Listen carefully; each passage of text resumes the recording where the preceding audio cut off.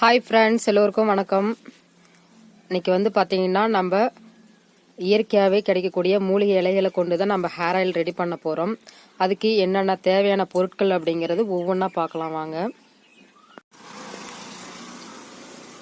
வேப்பிலை, கருவேப்பிலை, கோபுரந்தாங்கி, செம்பருத்திப்பூ, கொய்யா இலை, செம்பருத்திப்பூ இலை, வெள்ளை கரிசலாங்கண்ணி, மஞ்சள் கரிசலாங்கண்ணி, அவுரி இலை, நெல்லிக்காய் வந்து நான் மாதிரி நல்லா வெயிலில் காய வச்சு எடுத்திருக்கேன், எலும்பிச்சம்பழம், கடுக்காய், கீழா நெல்லி, கற்றாழை 2 பீஸு, கற்பூரவள்ளி 1 இலை, வெந்தயம், கருஞ்சீரகம், ஆவாரம்பூ இலை, முதியார் கூந்தல் இலை, துளசி இலை, மருதாணி இலை, மருதாணி பூ, குப்பமேனி, இது வந்து முடக்கத்தான் கீரை, நீலி அவரி.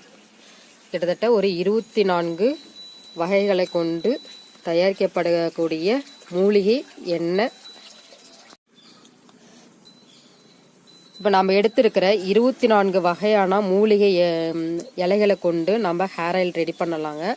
இப்போ இது எல்லாமே பார்த்தீங்கன்னா இயற்கையாகவே கிடைக்கக்கூடிய பொருட்கள் தான். நம்ம கிராமங்களில் வந்து பார்த்தீங்கன்னா அதிகமாகவே எல்லா இடங்கள்லையுமே எல்லாமே கிடைக்கும். கிடைக்காத பொருட்கள் நீங்கள் வந்து நாட்டு மருந்து கடையில் வாங்கிக்கலாம்.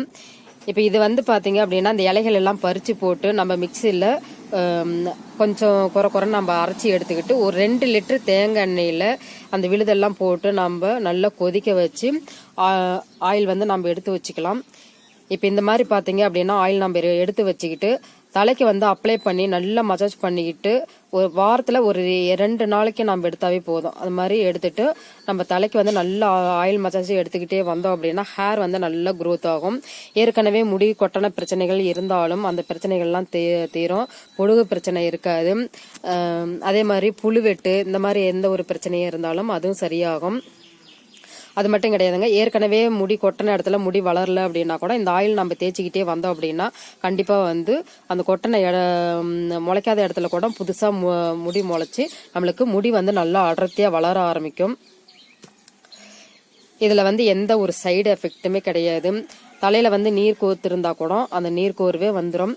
அதுக்கு தான் வந்து நம்ம இந்த மாதிரி ஒரு கற்பூரவள்ளி 1 இலையை மட்டும் நம்ம போட்டு போகிறோம். இது அதிகம் நம்ம போட வேணாம், 1 இலை போட்டாவே போதும், நல்லா வாசமாகவே இருக்கும்.